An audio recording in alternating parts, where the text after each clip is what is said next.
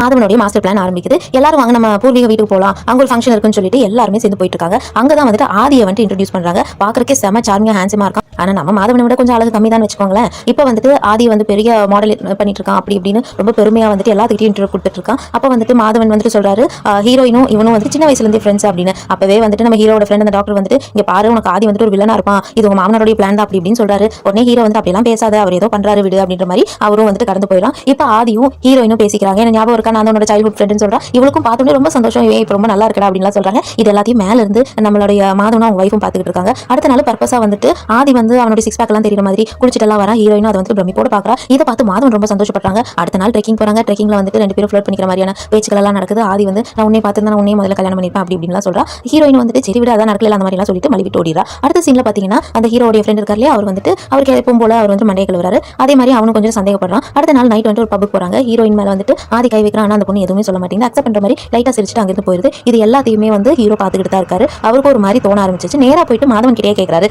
எங்களுடைய லவ் பிரிக்கிறதுக்காக தானே நீங்க இந்த மாதிரி பண்ணிட்டு இருக்கீங்க, ஆதி நீங்க இன்ட்ரோ பண்ணதே அதுக்கு தானேன்றப்போ அவனும் ஆமாண்டா அப்படித்தான், நீ உன் பொண்ணு இந்த மாதிரி ஒரு வயசானவனுக்கு கல்யாணம் பண்ணி வைக்க அக்செப்ட் பண்ணுவியா, நான் மட்டும் எப்படி அக்செப்ட் பண்ணுவேன், அவ கல்யாணங்கிறது என்னோட கனவு, நீ திடீர்னு வருவ, என்ன விட உனக்கு வயசு அதிகம், வெக்கமே இல்லாம இந்த வயசு பொண்ணு வந்து கல்யாணம் பண்ணிக்கிறேன்னு நீ கேட்கற, அதை நான் அக்செப்ட் பண்ணிட்டு போகணும் அப்படின்ற மாதிரி சொல்றா. அஜயும் வந்துட்டு சரி ஓகே நீங்க உங்களால முடிஞ்சதை பாருங்க, பட் நான் உங்களை தப்பாலாம் நினைச்சுக்க மாட்டேன், இது உங்களோட சைடு அப்படின்னு சொல்லிட்டு மெச்சூர்டா அங்கிருந்து போறாங்க. அடுத்த நாள் வந்துட்டு ஆதிக்கும் இந்த பொண்ணுக்கும் வந்துட்டு ட்ரெக்கிங் எல்லாம் போகணும், வெளியெல்லாம் சுத்தணும்னு ஆசைப்படுறாங்க. ரெண்டு பேரும் அதே மாதிரி வெளியெல்லாம் டைம் ஸ்பெண்ட் பண்றாங்க. இது எல்லாத்தையுமே அஜயும் ரொம்ப பொறுமையா பாத்துக்கிட்டு இருக்காரு. அதுக்கப்புறம் ஃபார்ம் ஹவுஸ் போகும்போது அங்கிருந்து மேல இருந்து கீழே விழுந்துருவாங்க. அப்போ ரெண்டு பேருக்குள்ள டச்சிங் நடக்கும். இதை பார்த்து அஜய்க்கு ரொம்ப அப்செட்டா இருக்கும். இருந்தாலும் என்ன செய்ய முடியும், அன்னைக்கு நைட் அப்படிதான் ரெண்டு பேரும் பால்கனில நின்று பேசிட்டு இருப்பாங்க. இது அஜய் வந்து சைடுல நின்று பார்த்துக்கிட்டு தான் இருப்பாரு. திடீர்னு அவன் வந்து பக்கத்துல வந்த உடனே ரெண்டு பேருக்கும் அவங்கள அறியாம ஒரு இன்டிமேட் சீன் நடக்கும்.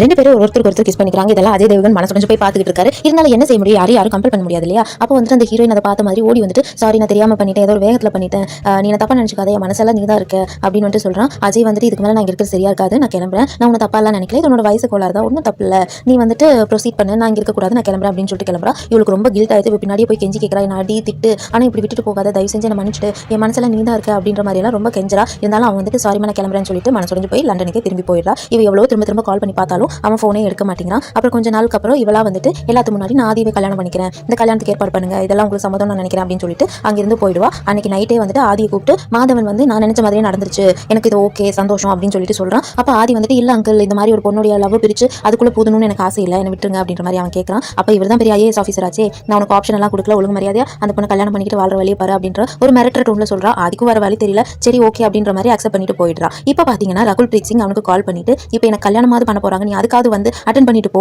அட்லீஸ்ட் இவ்வளவு நாள் நம்ம ஒன்னா பழகினதுக்கு வந்துட்டு நீ ஒரு ரெஸ்பெக்ட் கொடு, நீ உன் வைஃபோட இன்டிமேட்டா இருந்ததை நான் எவ்வளவு சகஜமா எடுத்துக்கிட்டேன், ஆனா நான் கிஸ் பண்ணதை மட்டும் உன்னால தாங்க முடியல அந்த மாதிரி எல்லாம் சொல்றாங்க.